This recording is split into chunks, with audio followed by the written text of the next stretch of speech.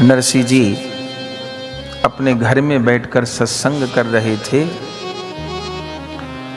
गोविंद गुण गाओ जी, गोपाल गुण गाओ जी, गोविंद गुण गाओ जी, गोपाल गुण गाओ जी। बहुत सुंदर सत्संग किया। एक एक पंक्ति का गान करते जाते और एक एक पंक्ति की व्याख्या करते जाते और आखिर में यही कहा कि नरसिंह के सांवरे से नाता जुड़ावो जी और यही विध नारायण प्रभु प्रेम निधि पाओ जी। ये कहकर के सत्संग विश्राम हुआ। धीरे धीरे सब भक्त लोग प्रणाम करके जाने लगे, पर एक पंडित जी बैठे रहे। सब लोग चले गए, वो ब्राह्मण देवता बैठे रहे।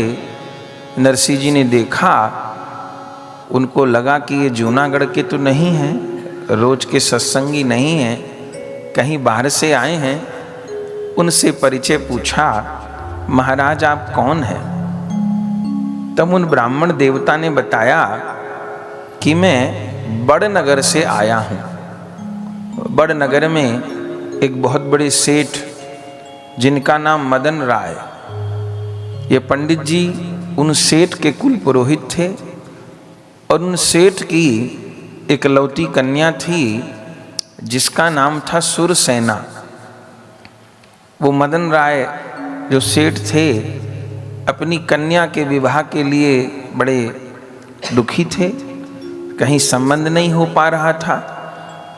तब उनको किसी ने कहा था कि जूनागढ़ में ब्राह्मणों के 700 परिवार हैं, तुमको ब्राह्मण वर ही चाहिए, तो वहाँ पर जरूर किसी न किसी के यहाँ कोई विवाह योग्य वर होगा। तो इसी के लिए उन मदन राय सेठ ने अपने पुरोहित उन दीक्षित जी नाम के ब्राह्मण को भेजा था और साथ में एक पत्र भी दे दिया था। जूनागढ़ के मुखिया थे, उनका नाम था सारंगधर। उनके नाम उन बड़नगर के सेठ मदन राय ने एक पत्र भी दे दिया था और लिख दिया था कि मैं ऐसे ऐसे पंडित जी को भेज रहा हूँ, मेरी बेटी के लिए अनुकूल वर खोजने में मदद करो और मेरे पंडित जी को जो समझ में आए वहाँ संबंध पक्का कर आए। पहले ब्राह्मण लोग ही संबंध पक्का कराते थे और वचन पर ही बेटा बेटी पराये हो जाते थे। अभी इतनी खोजबीन होती है, फिर भी कोई ना कोई नाटक निकल आता है। हमारे शास्त्र कहते हैं कि बेटा बेटी का विवाह करने जाए तो 4 चीज देखे। सबसे पहले कुल देखे कि कुल कैसा है, परिवार कैसा है, खानदान कैसा है। चूंकि हमारे शास्त्र में जिसको विवाह संस्कार कहा गया वो केवल लड़का लड़की का मिलान नहीं था, वो 2 परिवारों का मिलान था। तो कुल कैसा है। फिर दूसरे स्थान पर देखे कि शील कैसा है, स्वभाव सबका कैसा है। फिर तीसरे स्थान पर देखे कि रूप कैसा है। फिर चौथे स्थान पे देखे कि धन कैसा है। इस क्रम में देखना चाहिए, कुल, शील, रूप और धन। अभी कलयुग में ठीक उल्टा हो गया। कुलशील की बात मत करो, ये बताओ कि पार्टी में जान कितनी है और फिर चमड़ी कैसी है। ये लड़कियों को दिखाने की जो प्रथा है ये पहले भारतवर्ष में नहीं थी। आप बताइए किसी ग्रंथ में कि कहीं लड़की दिखाई गई हो। ये अभी 10, 20, 30, 40, 50 साल में ये भारत में आया। अपने कहीं प्राचीन ग्रंथ में, किसी प्राचीन चरित्र में आप ये नहीं देखेंगे कि लड़की दिखाई गई। लोग लड़कियां नहीं दिखाते थे, बड़े लोग संबंध करके आ जाते थे। अभी तो नुमाइश होती है और फिर जरा 1 इंच छोटी लड़की है तो उसको रिजेक्ट कर दिया जाएगा, जरा रंग थोड़ा दबा हुआ है तो रिजेक्ट कर दिया जाएगा, और जांच पड़ताल भी बहुत होती है। लेकिन फिर भी अभी कितने तलाक होते हैं, पहले लोग तलाक का नाम भी नहीं सुनते थे। अभी तो जहां आप देखेंगे वहीं आपको ये सब बातें सुनने में मिल जाएंगी। क्योंकि हमारे ग्रंथों ने जो कहा, संतों ने जो कहा, उसकी अवहेलना हो गई। तो वो पंडित जी इसी नियम से चल रहे थे और उनके सेठ ने कहा था कि मेरे पंडित जी ही जन्म पत्री का मिलान करते हैं, निर्णय करते हैं, तो मेरे पंडित जी को जो वर ठीक लगे वो सब बात मेरी जानते हैं, वहां संबंध पक्का कराएं। जब सारंगधर जो जूनागढ़ के मुखिया थे, उन्होंने वो पत्र पढ़ा, वो जानते थे कि मदन राय कितने बड़े आदमी हैं। भक्तमाल जी में लिखा है, उस समय वो मदन राय जिनकी बेटी का प्रस्ताव आया, उनके पास उस जमाने में 10 लाख रुपए की संपत्ति थी, जब लोगों के पास 10-20 रुपया नहीं होते थे। तो जो सारंगधर मुखिया था, जिसके नाम पत्र लिखा था, उसने सोचा कि क्यों ना मैं ही अपने बेटे की बात चलाऊं, इतने बड़े घर में ब्याह हो जाएगा, बहुत दान दहेज आएगा। तो सबसे पहले पंडित जी को अपना ही बेटा दिखाया था उसने। लेकिन पंडित जी सामुद्रिक शास्त्र के जानकार थे। एक अपने यहाँ सामुद्रिक शास्त्र होता है जिसमें व्यक्ति के हाव भाव को देख करके, हाथ पांव की रेखाओं को देख करके, उसके चलने को देख करके, बोलने को देख करके, आँखों को देख करके उसके चित्र चरित्र का अनुमान हो जाता है। माने इतने बड़े वैज्ञानिक हमारे महापुरुष हुए कि सामुद्रिक शास्त्र में व्यक्ति की शरीर की आकृति से, उसके बोलने से, उसके चलने से, उसके देखने से, उसकी आँखों से, उसकी हाथ पांव की रेखाओं से उसके जीवन का, उसके चरित्र का अनुमान किया जा सकता है। तो दीक्षित जी इसी प्रकार के ज्ञानी थे, सामुद्रिक शास्त्री थे।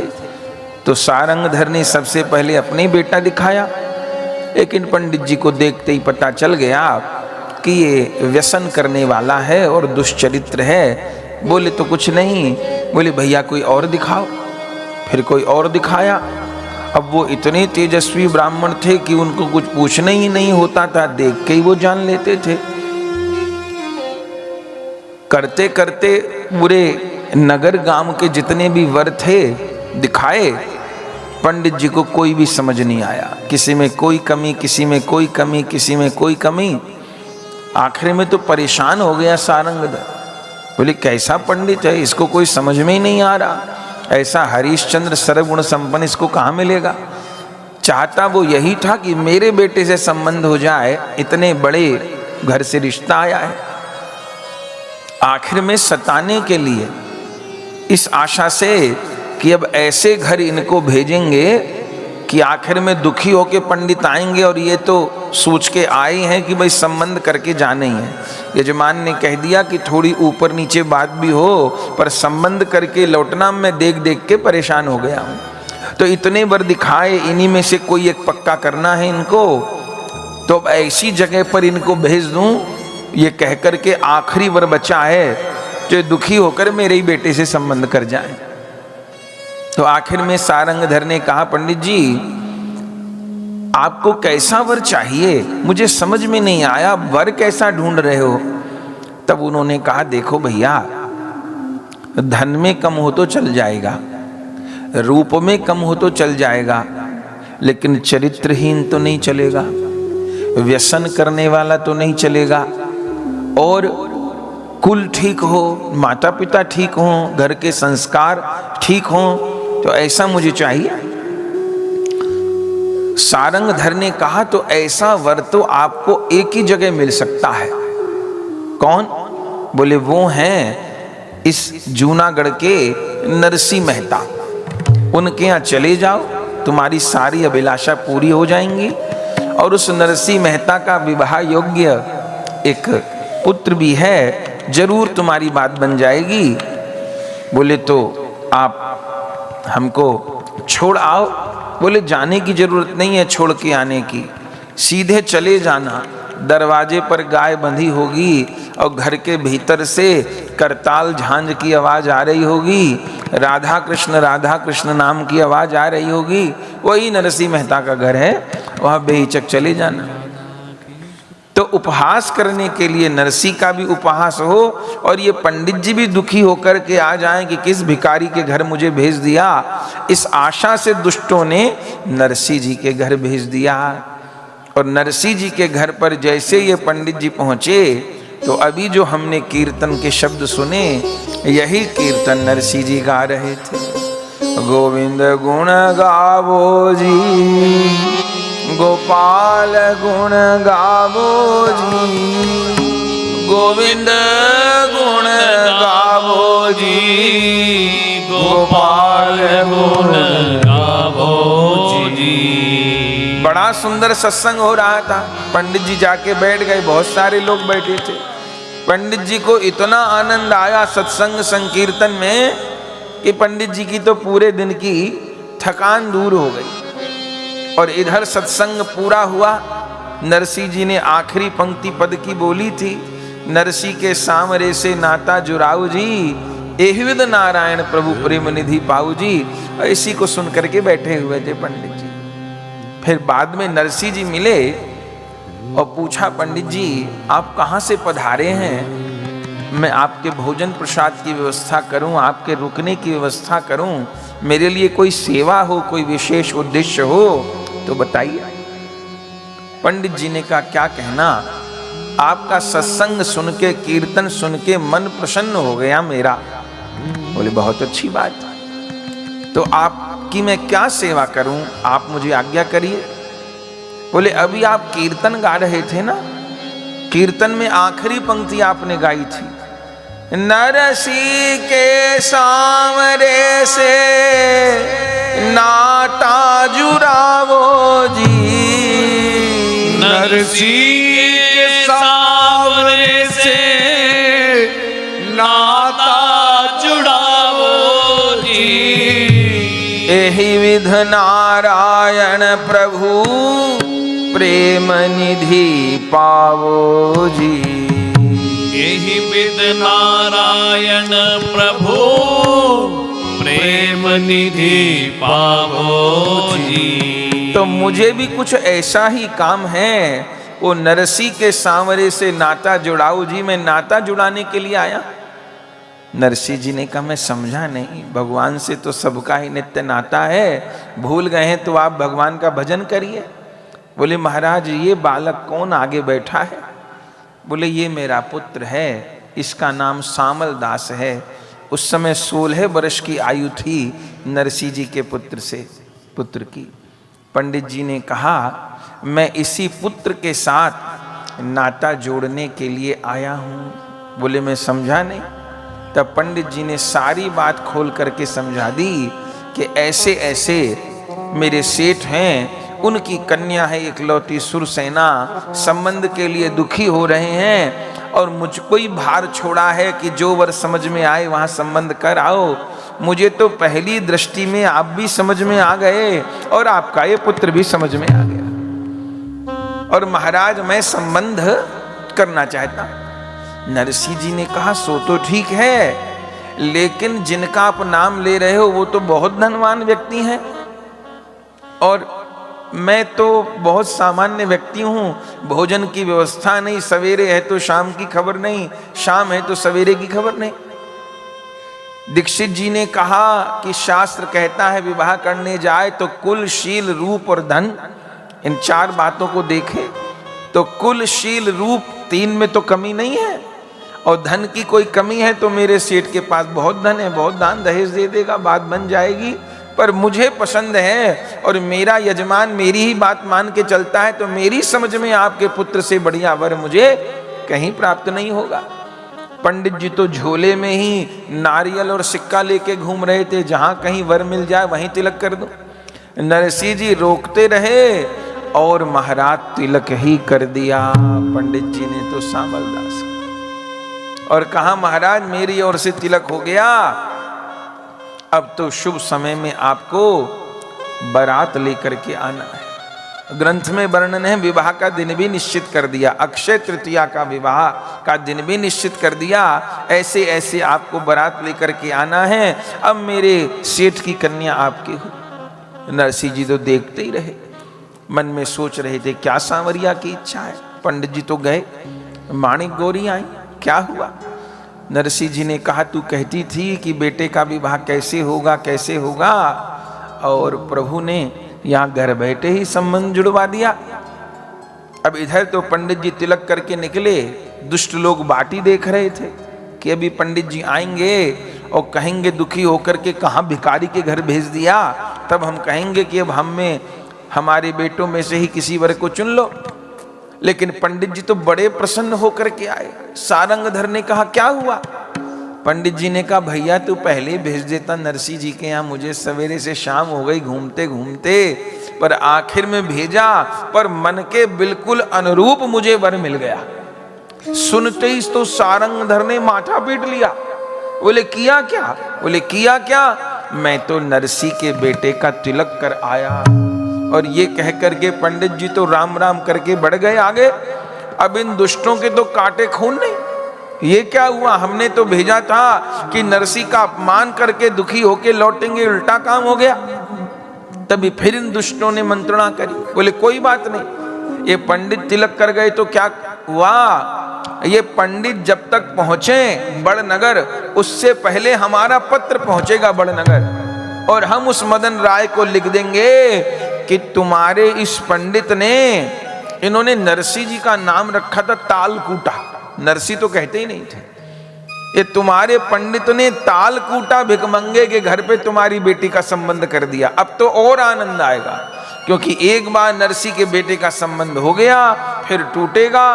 ये तो नरसिंह जी को अपमानित करने की चाह करते थे लगातार। इधर तो पंडित जी प्रसन्न होकर के चले, और इधर इन दुष्टों ने पत्र लिख दिया मदन राय मेहता के लिए।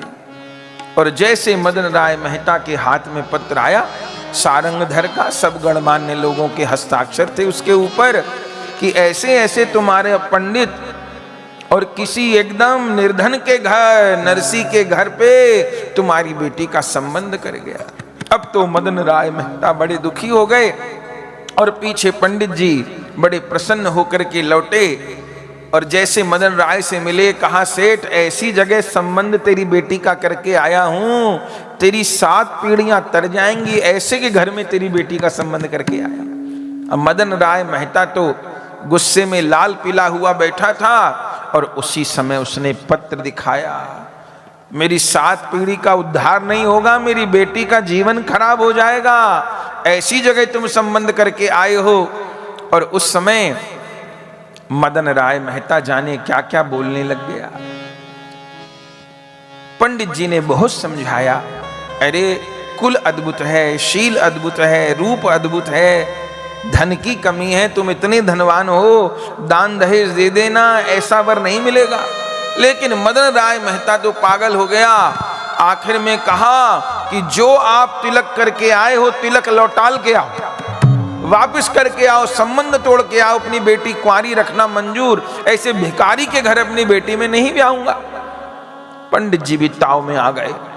उन्होंने कहा मदन राय, यदि तुझको मुझ पर भरोसा नहीं था, मेरी समझ पर भरोसा नहीं था, तो मुझे भेजना नहीं चाहिए था, और मैं तिलक तो वापस करके आऊंगा, पर पहले तुझको मेरा अंगूठा काटना पड़ेगा, जिस अंगूठे से तिलक करके आया। अभी जाय वापस करूं तिलक ब्याह को ठाट, अभी जाय वापस करूं तिलक ब्याह को ठाट, जाने कियो विधान सब मेरो देहु अंगूठा काट, जाने कियो विधान सब मेरो देहु अंगूठा काट। पहले मेरे अंगूठे को काटना पड़ेगा। दीक्षित जी भी ताव में आ गए। उसी समय उस सेठ की धर्मपत्नी आई और अपने पति को समझाया, ये कुल गुरु से कैसे बात कर रहे हो, गुरुजी से कैसे ऊंचे सुर में बात कर रहे हो, आज तक इनकी मान के हमको कभी कोई हानि हुई है? पुराने दिन भूल गए हमारी कैसी स्थिति थी? इन्होंने उपाय बताए जाने कितने कितने अनुष्ठान बताए, आज 4 पैसे आ गए तो इन्हीं की बुद्धि के ऊपर, निर्णय के ऊपर संदेह कर रहे हो। अरे गुरुजी संबंध करके आए होंगे तो सोच समझ के ही करके आए होंगे। और रही धन की बात, तो हमारी एक ही बेटी है, खूब दान दहेज दे देना, उनका दारिद्र्य दूर हो जाएगा। अब जब बहुत समझाया धर्मपत्नी ने, तब मजबूर होकर के कि शायद मेरी बेटी के भाग में यही लिखा है, मदन राय मेहता ने स्वीकार किया और पंडित जी से कहा कि क्या क्या बात कराए। बोले मैं तो विवाह का दिन भी निश्चित कर आया, और इधर बारात वो समय पर लेकर के आएंगे। मदन राय मेहता ने कहा तो ठीक है, अब जो होगा सो देखा जाएगा। मन में यही सोचा, बहुत दान दहेज में दे दूंगा। इधर तो बात पूरी हुई, और उधर नरसी जी, भक्तमाली जी वर्णन करते हैं, समय नियर आयो सोचे उत श्याम जू, समय नियर आयो किंतु नरसी निर्द्वंद लगे, कीर्तन और ध्यान में। बोले धीरे धीरे करके विवाह का समय निकट आ गया। माणिक गौरी बार बार नरसी जी को कहती, कुछ व्यवस्था करिए, बेटे का ब्याह है। नरसी जी कहे क्या व्यवस्था करूं?